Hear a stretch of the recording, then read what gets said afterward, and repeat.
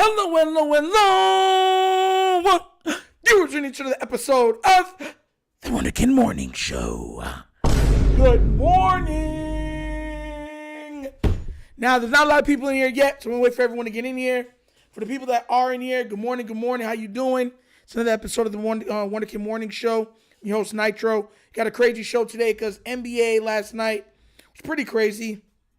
Kind of live, especially with Luka being able to beat his former team. And then also you have to we're going to be looking at the injury history and the sad right now look of Joel Embiid. Because it's looking like his career is done. Not gonna lie to you guys. It's looking like right now that Joel Embiid's career is done. And it might look like the Philadelphia 76ers might look to unload him. Also, the NFL, multiple teams are looking to ban the Tushy Pushy. And I want to know why. I want to know why they want to ban it. So what we're going to do is we're going to start off with the NBA and then we're going to the NFL. But we're definitely going to get things started with the NBA. And if you did not know, if you did not see yesterday's games, it was a lot of games last night that did some numbers. And of course, the most notable one is this one, Lakers versus Dallas, where you had Luka Doncic with a triple-double, Kyrie Irving with 35 points. But there's more to the story than that. LeBron James played out of his mind. I believe he had roughly like 27 points, 11 to 17 field goals. Big Grumpy, good morning. The Duke, Ravensville, Lord Nitro. Morning, homies. Morning, bro. All love, Big Grumpy. Doncic had 12 assists. Of course, leading the team. And then he had 15 rebounds. LeBron had 12 rebounds also, respectively. The Mavericks, Klay Thompson had 22 points, 8 rebounds, 1 assist. So that was pretty much the only two people on the Mavericks that really did anything. Was Irving and Thompson. Everybody else, there was only one other person in double digits. He had 10. Everybody else had 9, 2, 8, 0. PJ Washington had 10 rebounds, 5 assists, 0 points. Sad. So, you know what I'm saying? Look, I'm going to be real with y'all. Luka is a young talent. I think this was the league trying to get back the Lakers into regular conversation. We watched when there was a precipitous drop in NBA ratings when the Lakers and Celtics, when Kobe Bryant was playing versus the big three of the Celtics, it spiked. It brought everything back because of the respectable franchises that are the Los Angeles Lakers and the Boston Celtics. So the league is looking on it like this. Look, if we're going through a money crisis right now, we've lost 58% of our viewership. We already know what it is. We need eyes. You know what gives you eyes? Eyes on the game. These two franchises going at each other. So that's why I believe that the NBA was behind Luka going to the Los Angeles Lakers. And I also believe, listen, honestly, next year, believe there's going to be more superstar players moved around on the chessboard for team-ups to create a little bit of backstory for the NBA also that I believe Adam Silver and them are behind. Because once again, the NBA's viewership is suffering. And it's suffering a lot. Regardless of how you feel about the players, people are not tuning into the NBA as much. They don't find it something that they want to commit their time to. Even the playoffs for the NBA is watched a crazy drop. And people be like, oh, well, you know, they want to put different blame. Well, players don't play hard enough no more. People don't like all the team-ups and super teams. There's not enough, intrigue. So this is the intrigue that the league is drumming up. What you have a pivot point of Luka always going back and playing against the Dallas Mavericks, right? That should be at least competitive in the West. And then you have now the Lakers, who, if they can go on a run, could then go against the powerhouse that is the Boston Celtics in the East. It's a perfect setup, perfect alley-oop, no pun intended, and we can literally see that happening. Yo, good morning, Coach. Good morning. Coach was just like, I watched 5 episodes of Thundercats yesterday. Yo, man, I remember you hit me up. You were like, man, this is coming on. Thundercats, crazy show. I got another. This is an older 80s trivia question I have for you guys. See if you guys remember this show. I think you guys are going to like that one. But, yeah, shout out to you, Coach. Shout out to you, definitely. 5 episodes. Dang. I think it was only out for 2 seasons, if I'm not mistaken. But back then, you had like 50 episodes per season. So, it's a lot of episodes. But the NBA, like I said, I personally used to love the NBA. It was my first, like, everything. Like, I came up in the 90s, even though I was born in the 80s, when you really start to get stuff is in the 90s for me. So I was taking in a lot of the, Iversons, the Shaqs, the Kobes, the McGradys, the Vince Carters, the Jason Kidds. Those are where I really took in for play. Now, I'm a historian of basketball. I love looking at the older stuff, you know what I'm saying, from the 80s, 90s, or the 80s and 70s and some stuff like that. But that was my era. Early 2000s, late 90s, that's my era of basketball. So, you know what I'm saying? So all those players, that's where I modeled my viewpoint of the NBA off of most of than anything else, because that's what I was viewing. So when you just look at the product, it's totally different. But they're trying to drum this up with Luka, and it's working. Listen, Luka is a great young talent. I think that he is a little bit soft. I do believe he begs for calls too much. I do believe every time he drives, he's like, flag on the play, like he's playing soccer. But at the end of the day, the man can ball, and he shows what he does. I mean, 19 points, 15 rebounds, and 12 assists is an amazing stat line. Producer by Urban Closer. Good morning. Hey, look, and I'm gonna be real with y'all. The triple-double thing, I don't even take it seriously no more because of how they've absolutely, like, demonized it against Russell Westbrook. Like, I'm not saying, this person got a triple-double. No, you remember, I don't care about triple-doubles because Russ made it look too easy. So because y'all did that to Russ, I don't really care about the triple-doubles. But against his former team, he really came out and he balled. And LeBron came out and even talked about how they wanted to win this for Luka. They wanted to make sure they got this win for him, and he went home with the dub. So, you know what I'm saying? The Western Conference is going to be up for a frenzy for a while because, mind you, Wemby's out for the season, right? So you don't really got to worry about San Antonio. You know what I'm saying? The Thunder could be with Shy is a problem. Denver is a problem. Lakers now with this change is a problem. The Golden State Warriors look like they finally caught their second win.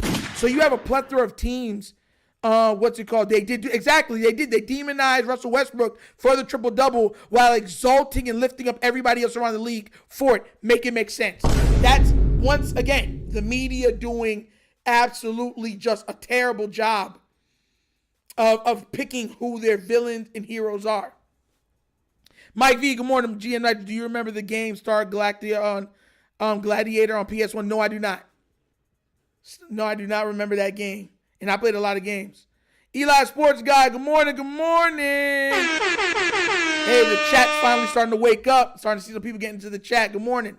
We're on the NBA right now. I'm going to do a quick rundown for the NBA games. Because like I said, the Lakers beat them 107-99.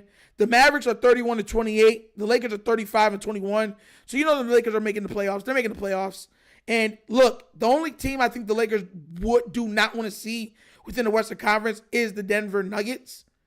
I think the Lakers, with the addition of Luka, can go up against any team. Now, that's a caveat. If Anthony Davis comes back healthy, they don't want to see the Dallas Mavericks either. I'm letting you know that now. They do not want to see the Dallas Mavericks. They don't. For anybody that thinks that's false, you're out of your mind. I'm telling you. They do not want to see that team.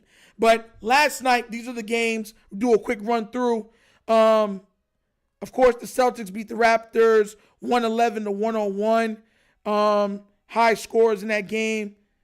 It looked like Jaylen Brown at 24, 5 rebounds, 4 assists. Tatum had 19-11. Do you know that the Celtics are undefeated when Tatum has 10 or more assists? Now, that tells me something on that too, because that lets me know that they're double or triple teaming him because he's a great scorer. And all they're doing is he's just passing out of the double or triple team to open guys and they're hitting their shots. That's literally what that stat tells me. You know what I'm saying? The Raptors had RJ Barrett at 22. I still can't believe He's part of the Raptors. Barnes had 21. And that was pretty much that game. It wasn't nothing big. The Celtics are 42 and 16. Raptors are 18 and 43. You already know what's happening with that. They're not winning. Of course, the Cleveland Cavaliers are 48 and 10 against the Magic, who are 29 and 31. They won 122 to 82. The Cavaliers, Jerome, I believe, led that team in points scored with 20. Hunter had 17. Mitchell had 11, 5 and 3. Mobley had 17, and Struss had 17. That's another team to watch out for within the East. A lot of people are going to be looking at them because of their, you know what they kind of remind me of? Do you remember when the Raptors were like that? All those years when LeBron was killing the East and they were winning game after game. They had the best record in the league multiple seasons. But as soon as they went against LeBron, they would get absolutely crushed. 5 games, 4 games, sweeps and stuff like that. Gregory Smith said, GM Nitro, you were off the chain last night. You know you can't chain down Nitro. To tune in, but thanks for tuning in for that, man. Thank you. Spurs, of course, lost to the Pelicans, 109 to 103. Look at this now. This game I wanted to touch on. The Suns lost to the Grizzlies, 148 to 151. Oh, my God. Oh, my God. Oh. Hey, yo. Let me tell you why this game is crazy, right? Let me tell you. They got to break it up, bro. They got to break it up. Let me tell you why this game is funny, right? So I'm going to show you the Grizzlies first. The Grizzlies, you already had, it's Ja had 29, 8 and 4. Bane had 25, 9 and 3. Jay Jackson had 28, 6 rebounds, 1 assist. And that's literally all the Grizzlies did. The rest of the people were like 10. Now, here's the Grizzlies. They had a lot of people in double figures. They had 5 different players in double figures. But here's why this game is so funny. Because literally, the Suns literally had a game that you would want from all of your stars, and they still couldn't get the win. I'm going to read this off to you so you understand exactly where I'm coming from. Kevin Durant had 26 points, 8 rebounds, 7 assists. Fire stat line. Bobo had 23 points, 8 rebounds, 1 assist. Great stat line. Beal had 24 points, 11 assists, and 5 rebounds. Crazy stat line. And Devin Booker had 28 points, 10 assists, and 3 rebounds. And they still lost. Oh. Yo, Phoenix, break up the team. Do it. Imagine. I want y'all to imagine real quick. And that's not even it. Grayson Allen had 21 points off the bench. So your big money guy off the bench, you remember Grayson Allen's coming over from the Bucks, had 21 points. Your both guards had 24 and 28 points respectively. Your big scorer, Kevin Durant, had 26 points. And then your other requirement from I believe the Orlando Magic, Bobo, had 23 points. You had 5 players with 21 points or more, and you still lose. So let's go. Break up the team, bro. Listen, when you're playing games, if y'all don't understand this, those are the stat lines that people say, oh, this is what we could do to coexist with each other and everything else. If you can't win against an undermanned Grizzlies team with your players putting out that level of production, break it up. Mind you, to show you, the score was 151 to 148. You know what that tells me? Nobody's playing defense. Nobody, or maybe 1 or 2 guys are playing defense. The rest of the team is letting dudes blow past them for layups. There's no way on God's green earth you got 5 guys over 21 points or more and you lose the game. You had 6 players double figures, double digits. You had 2 players double digits in assists. You had 3 players with 6 or more assists. And you lost? Mind you, the other team had 3 players with 25 points or more. The highest was 29. None of them had double-digit assists. None of them had double-digit rebounds. How? King Lee, good morning, man. Mario B, good morning. Bro, how do you lose? Bro, if you're playing 2K, I'm not even a 2K guy anymore. I used to be when I was younger. If you're a 2K guy and you're playing a video game and 5 guys on your team score 21 points or more with another 6 players on your 6 players at least have double-digit scoring, do you lose that game? Even in 2K, it's impossible. The Phoenix Suns have been nothing short of an embarrassment. Nothing short. That amount of talent put together on a team. And you're telling me right now you can't win games? They're 27-31. The Grizzlies are 38-20. It's terrible, bro. Like, yo, you know what that's like? That's like the equivalent of the NFL team. That's like you having a receiving core, 3 receivers, all over 90 yards in the game. Each got a touchdown. Your running back got over 100 yards rushing. You know what I'm saying? And a touchdown.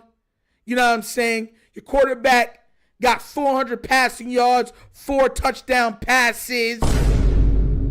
Your tight end got 60, 70 yards receiving and a touchdown. So your quarterback got 4 to 5 touchdown passes, and you lose the game. You lose. That's the equivalent of that. That's ridiculous.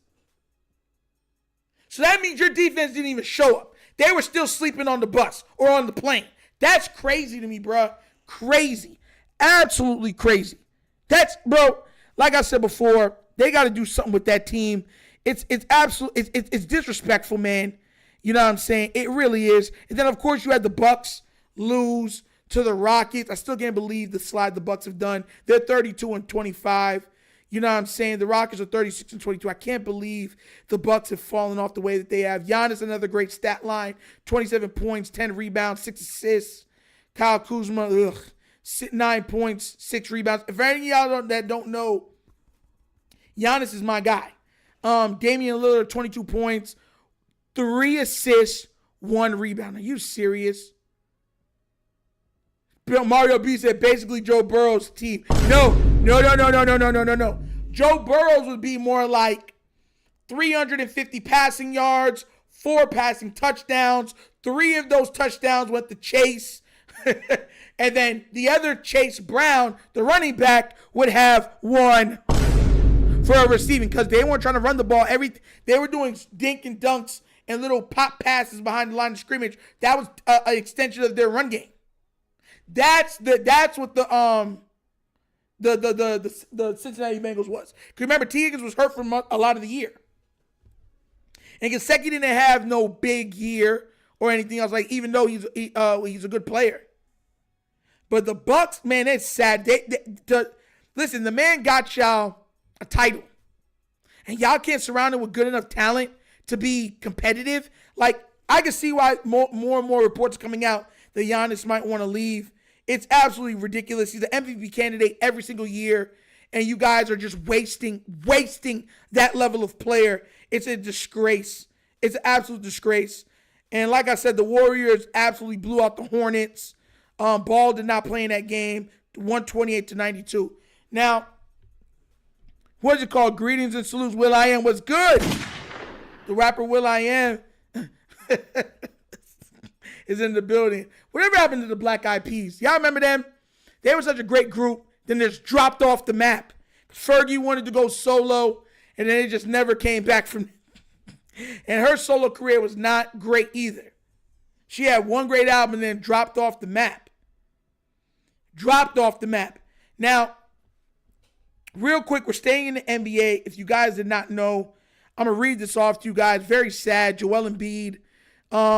Look, I've been one of those people that have said multiple times the NBA has become extremely soft. The players do not play up to the physicality of past eras. And on top of it, they don't try in the All-Star game, and they want to take breaks all the time. Now, he has been one of those players that has literally, for his career, only played about 51% of the games. But because of his size and everything else, it's caused a lot of damage to his body. So I'm going to read this that NBA Central had put on, not Centel, Central, put out about him from the Philly Inquirer about Joel Embiid. And it says, Joel Embiid could undergo a meniscus replacement procedure where doctors have to break a bone in the hip to realign the joint and alleviate pressure. Check this out. The same Sixer who made orbital bone fracture and navicular bone fracture common phrases in Philadelphia sports lexicon, he's had 2 of each, might soon add one of these: meniscus replacement, low-dose radiation therapy, or even the ominous-sounding osteotomy, in which doctors break a bone in the hip to realign the joint to alleviate pressure. One source called the procedures radical in light of the mundane injury and surgery that brought Embiid to this point. For some reason, what should have been a routine rehab and a routine return to play has gone horribly wrong. So, bro, for this man to get back to what they're planning on breaking his bone, resetting it, and then letting him heal from that. From a slight, what we might have thought might have been a week, maybe 2-week injury, has now become an injury which will take him an entire year, if more, to recover from. Look, man, I'm going to be real with you. The career is done. It's done.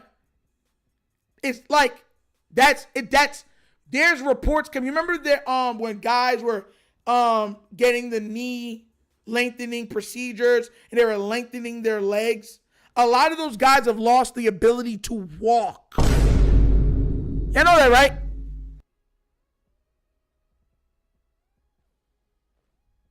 They're saying they're going to break his bone to alleviate pressure.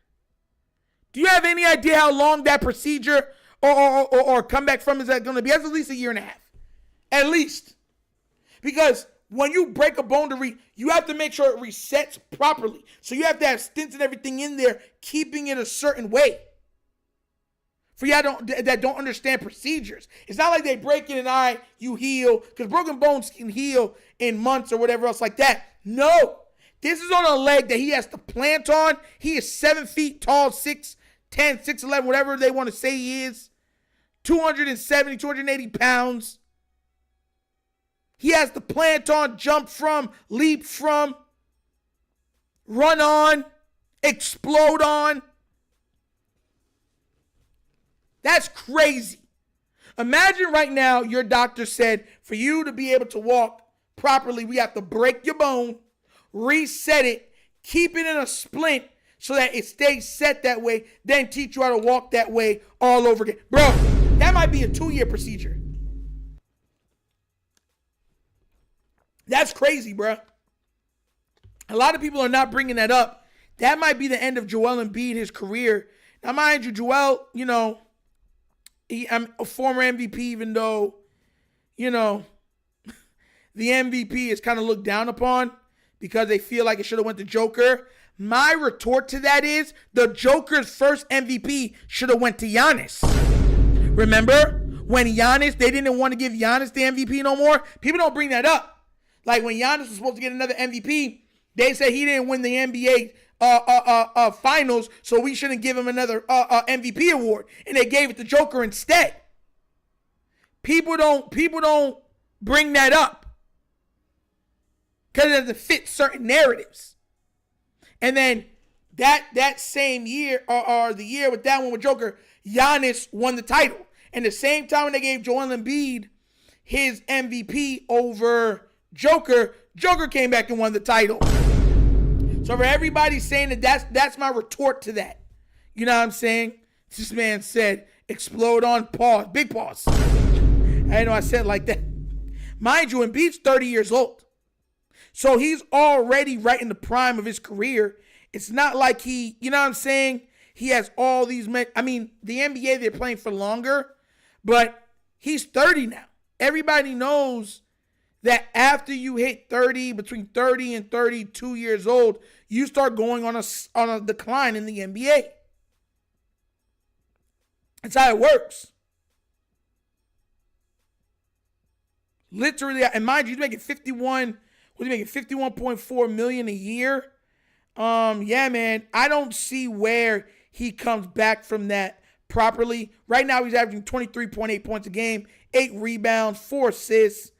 It's sad, man. It really is sad. Your coach even said that sucks. That it's an understatement. And mind you, this is for a player that did all of the we got to hold him back and all this other stuff. He's one of those players that did all of that. And still, this has come from it. If you want to know some of his splits, yeah, Joel looks 35 or more years. He's only 30.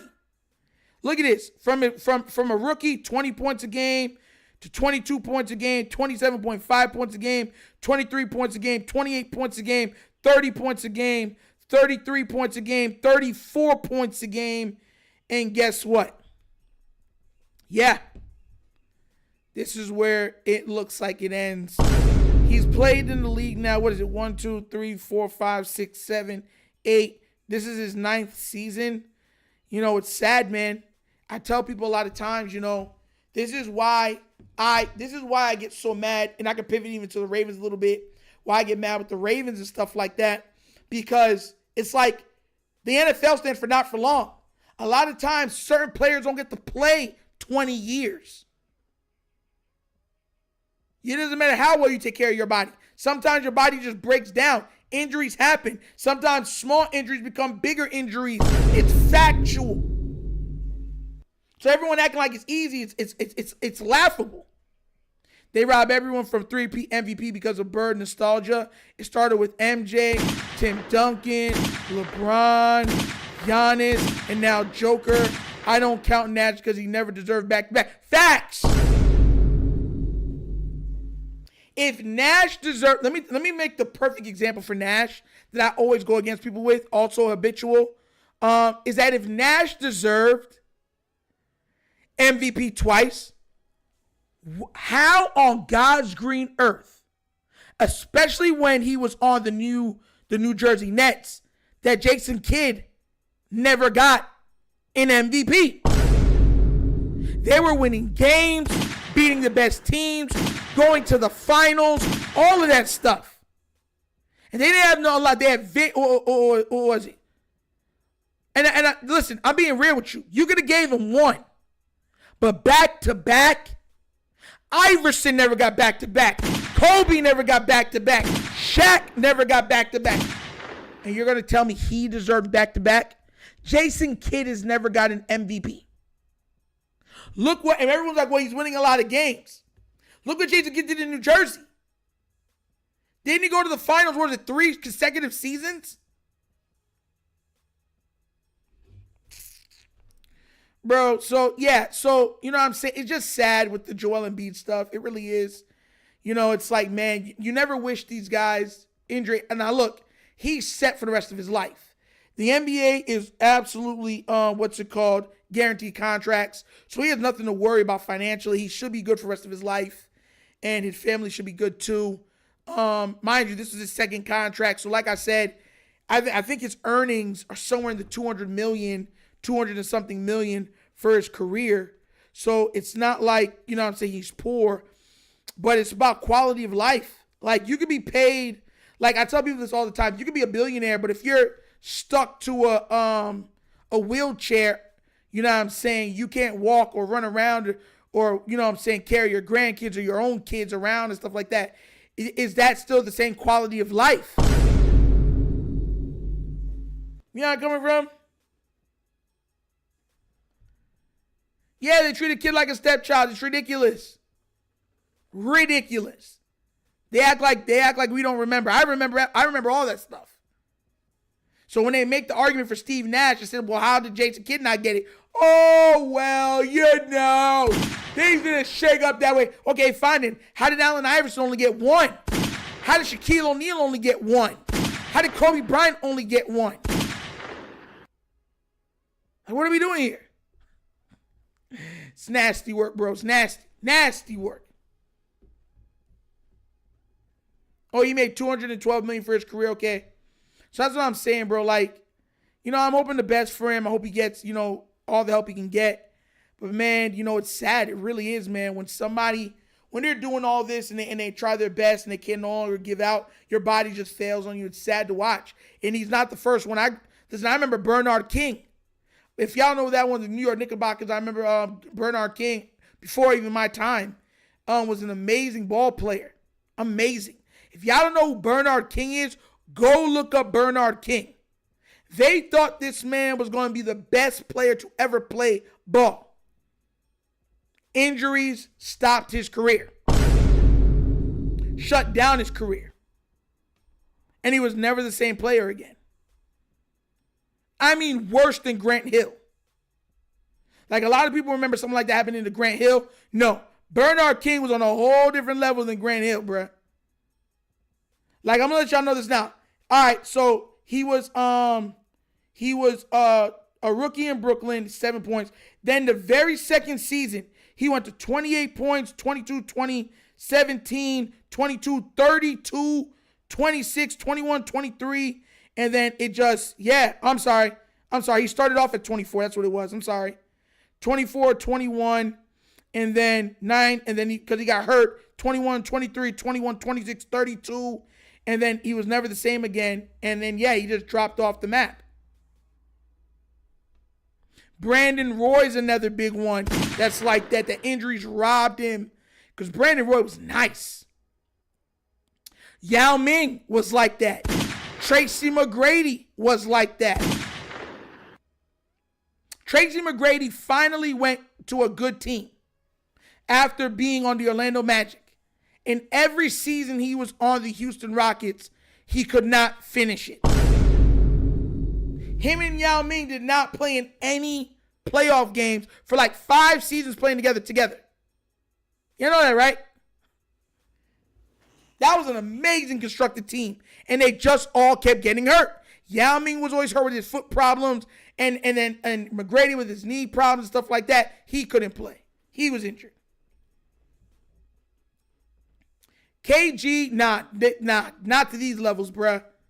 Like, the level that I'm talking about is, like, McGrady had a trajectory of being literally KD. Tracy McGrady was the KD before KD. You understand where I'm coming from? That's what he was.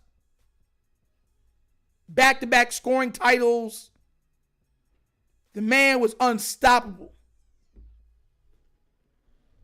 Unstoppable, man. It's crazy how injuries will rob people of their dreams, of their jobs, of their professions. And it really is crazy. It really is. But shout out to him. Prayers go out to Embiid. Hopefully he can get healed up and then, continue doing the thing that he loves. But it is nonetheless sad. We're going to pivot to the NFL right now because, this has been the topic of discussion. The tushy pushy. Pushing other tushes. Oh! Yo, I swear to gosh, man, I love saying it, bro. Tushy push. It is hilarious, bro. Hilarious. So, the NFL is once again another offseason is contemplating on banning the tush push. Now, guys, I don't agree with banning it just because you can't stop it. That's like saying you have a jump pass with a really tall player and you just keep throwing it to him and spamming it and nobody can stop it. So then they say receivers aren't allowed to be 6'9" no more. You know what I'm saying? But what I'm going to do is I'm going to show you a video and audio of an absolute hypocrite. A hypocrite. Speaking on the tush push. Right? Because banning the tush push is hypocritical to me. In all honesty, I do not believe you don't ban. I believe you get the personnel that can stop it. The problem is these teams don't want to get the personnel to stop it. They don't want to get the personnel because they've built their personnel to play a certain way. And they don't want to change up the personnel to stop just this one thing. Like I said, I'm going to play this video and audio of this hypocrite. You'll find out exactly who it is that speaks on it, and then we'll break it down, all right? Check out what he had to say about the tushy pushy. To me, there's always been an injury risk with that play, and I've expressed that opinion for the last couple of years or so when it really started to come into play the way it's being used. Especially a year ago. So I just feel like players' safety and the health and safety of our players has to be at the top of our game, which it is. It's just that play to me has always been the way that the techniques that are used with that play to me have been potentially contrary to the health and safety of the players, and so, again, you have to go back though in fairness to the injury data on the play, but I just think the optics of it I'm not in love with. Let me tell you something, guys. If you don't understand who that is, Sean McDermott, that's the head coach for the Buffalo Bills, the team that was trying to run the tushy pushy just as much as the Philadelphia Eagles. He got a problem with it. Why? Because we're not as good as them with it, and it causes injuries. I'll tell you right now, they put Josh Allen in with beer concussions and said, run, and we'll push you into the other opposing opponent. Junk is ridiculous, bro. It's blasphemy, bro. Listen, Coach, I believe, coached against what we call him, Coach. And some of you guys have played the game football and everything else. You guys know everything in football can be stopped. It's just a matter of how much are you willing to dictate or constrain that one thing to stop that one thing. Because football is the ultimate team sport. There's nothing that cannot be stopped in the NFL. The problem is that your teams cannot do it like the Philadelphia Eagles. And because you can't do it like them, and because they're so successful at doing it to you, now you all are saying, ban it. Ban it.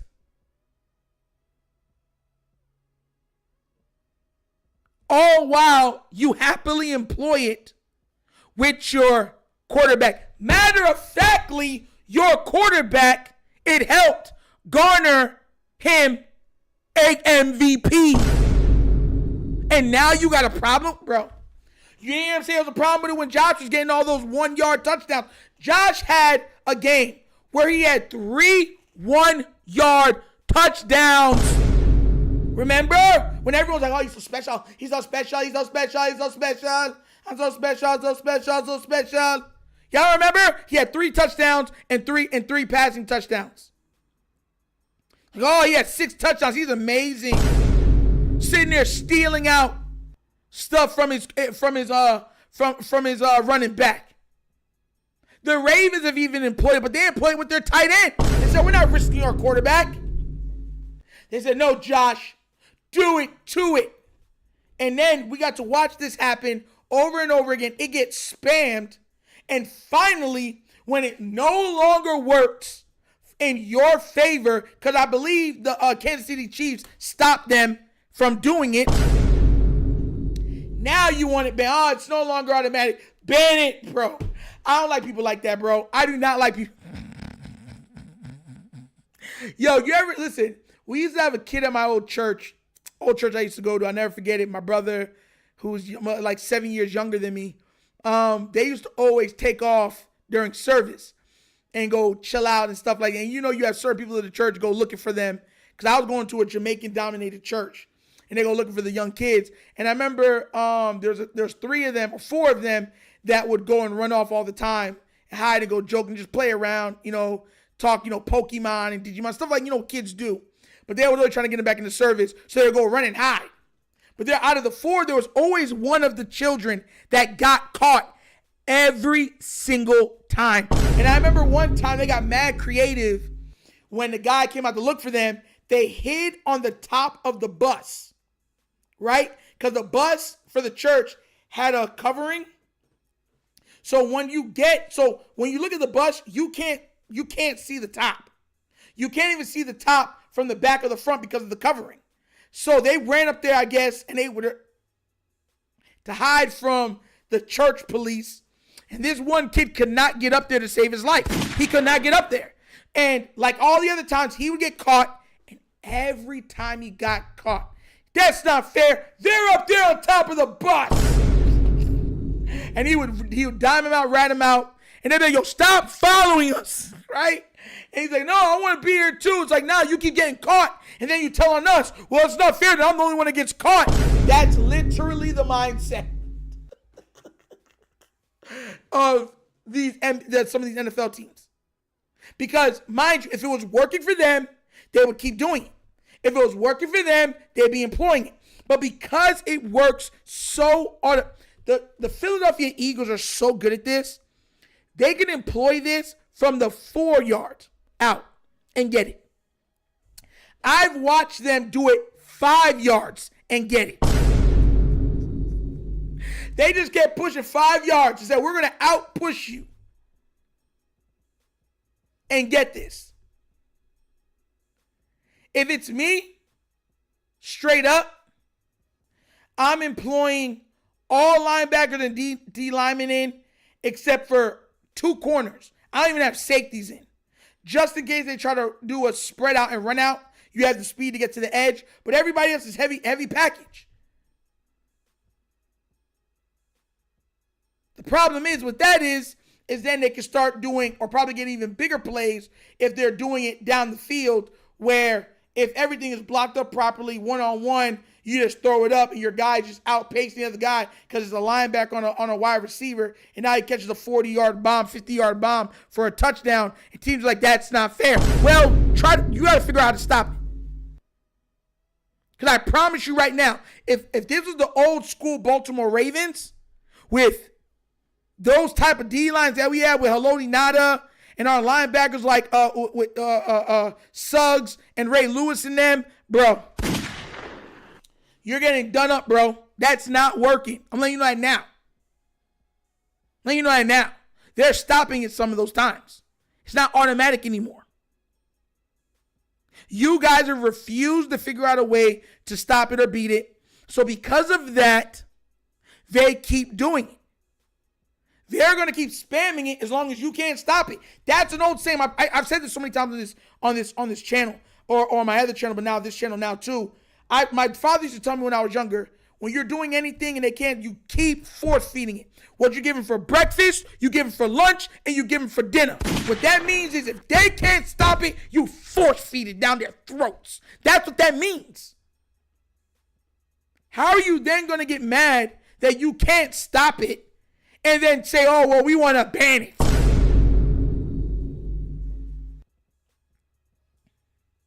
Most rushing touchdowns by Josh are 1 yard tushy pushies. If I'm wrong, I'm bad. No disrespect to Josh, though. Yeah, they are. He had a game where he had 3 of them. Like, what are we talking about here? It is. And that's why I can't get behind hypocrites. Pause. I can't get behind that foolishness. Because it's asinine. It's like, oh, well, we can't do it. Well, nobody can do it then. It's not fair. What are we doing here, bro? Like, get the proper packages and do it. They have a big O-line, a very strong quarterback. You need old school linebackers. It's not my fault you can't employ them or you refuse to employ them. That means you have to get everybody in the NFC. This is like Shaq.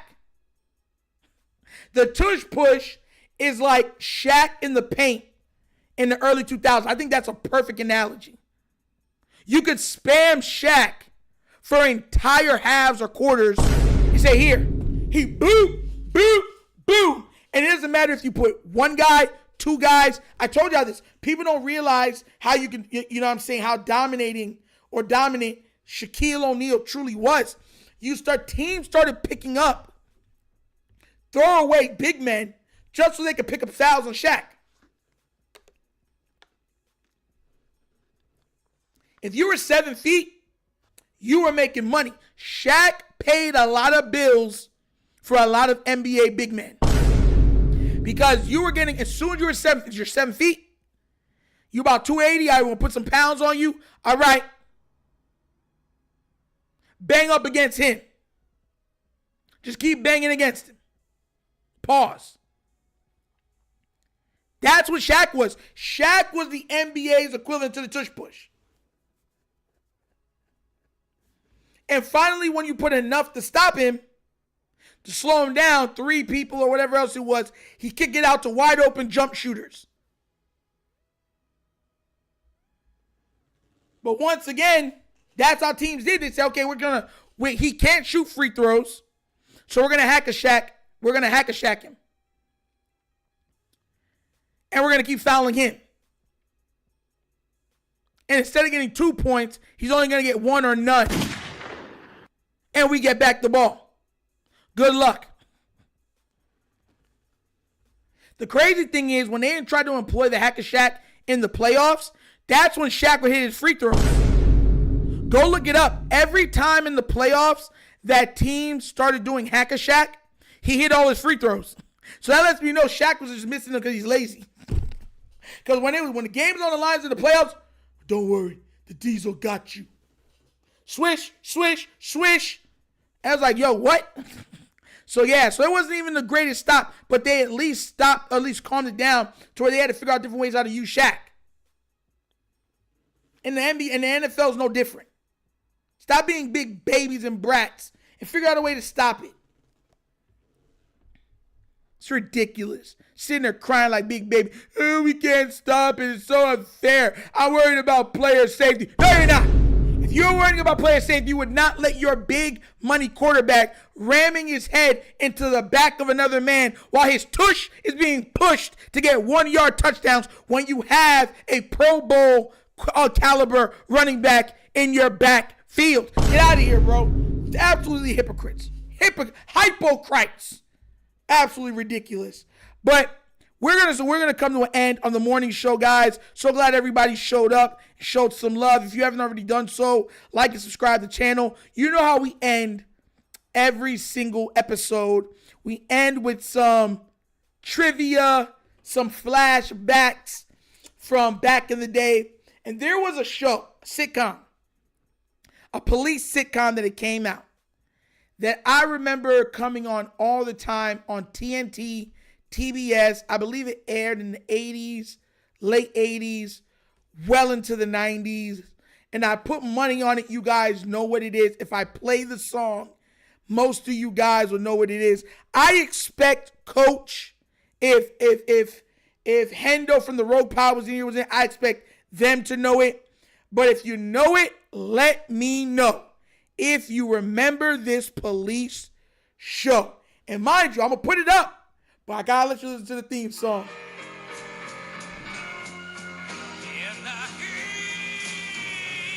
Of the night, when my troubles invade,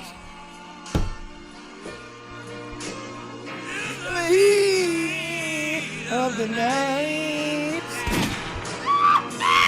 Do y'all remember this show? Listen, I remember being at my grandparents' house and these type of shows coming on.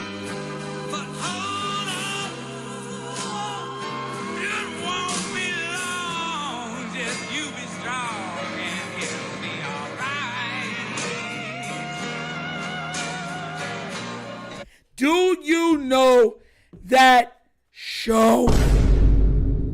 In the heat, listen, if you ever stayed home from school during the midday, because it's not like it is now where, that you could watch whatever you want on YouTube, Netflix, you could binge watch shows. There was no such thing as binge watching shows in the 90s and early 2000s. You had to either buy the DVD set when it finally came out, when the season was done, or when the whole, series was done, or you had to wait on certain episodes to catch back up and look at the TV guide to see when that episode was coming on to catch back up on those episodes. That's what these days were. So during the days, these older shows was coming on. Matlock, dun, dun, dun, dun, dun. Like That was coming on. In the Heat of the Night was another huge show coming on during the days and stuff like that. Sunday evenings when it's time to go back to school and back to work and stuff like that. Everybody remembers Archie Bunker from All in the Family. This was the other sitcom that he went on after that it was done. Try to tell y'all, man, I'm going to keep throwing these at you. Y'all don't remember this show? Only King Lee remembers this show?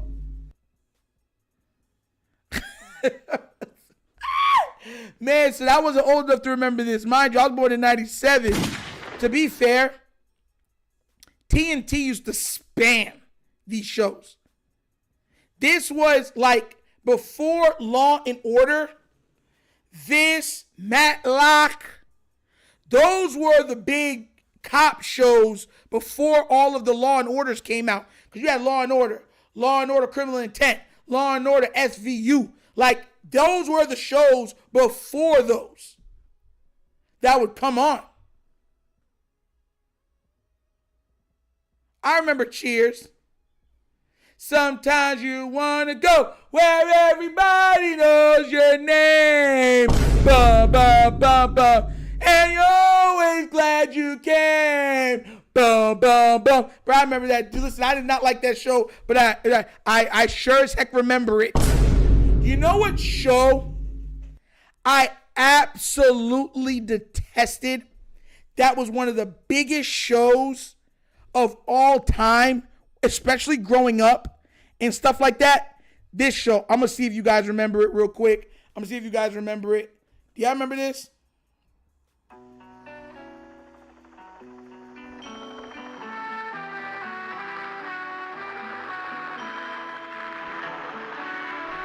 Home Improvement. Yeah, I remember Home Improvement. You remember this garbage show?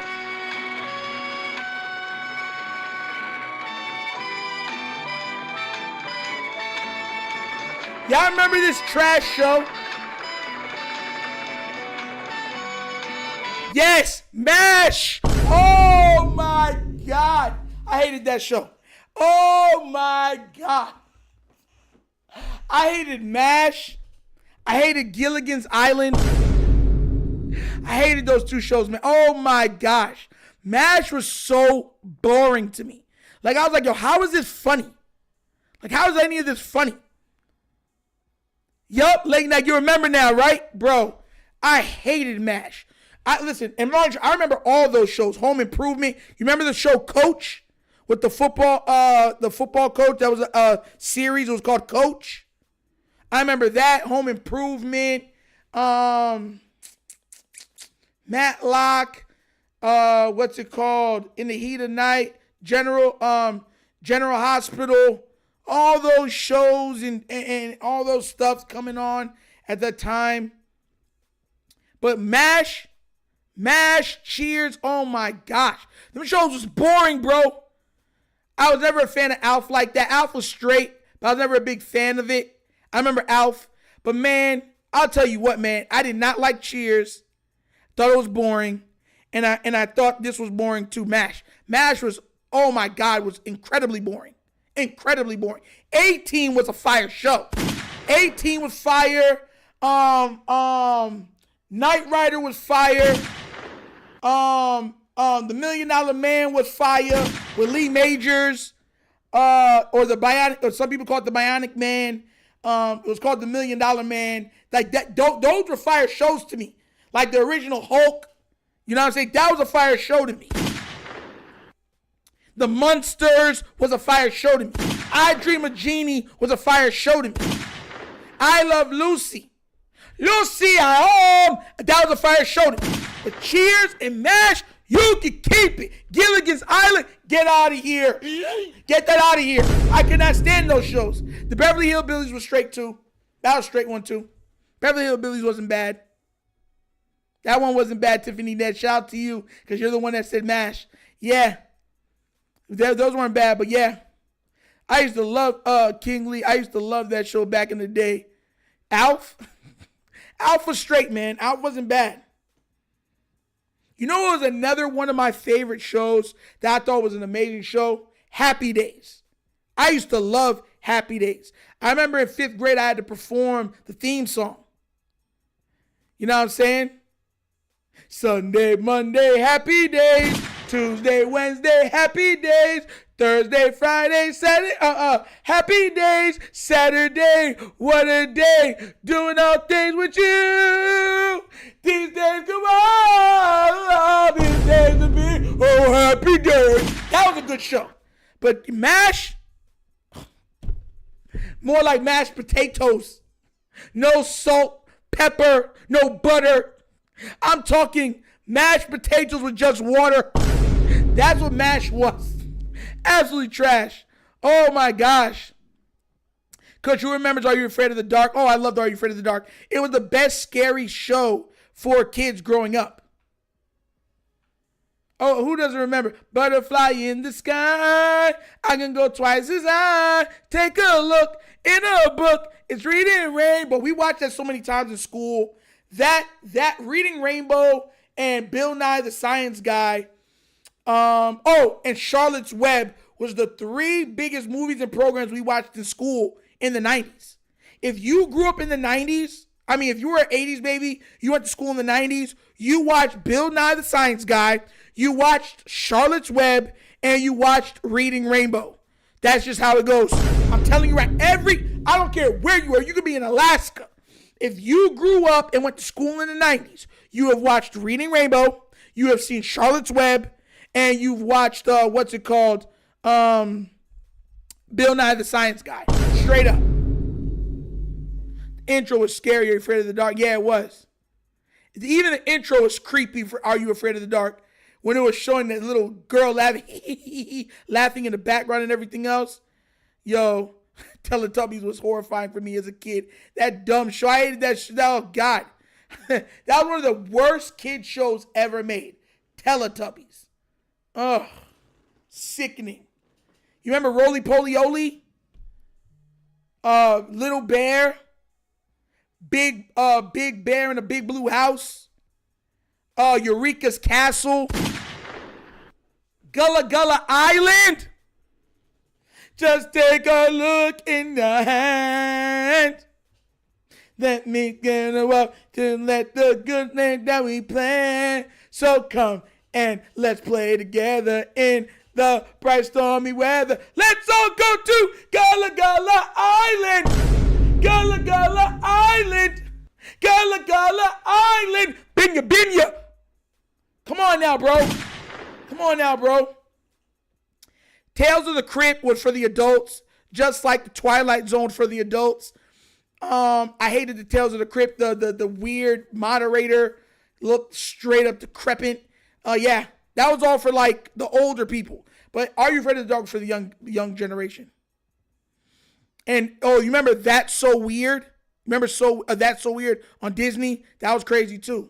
But that's an episode of the Wunderkind Morning Show. Thanks for everybody for showing up. Don't worry, we're gonna have more throwbacks for you. But I had to throw in that in the heat of the night. I had to classic. I'm not gonna do no Matlock. Nah, I couldn't stand Matlock either.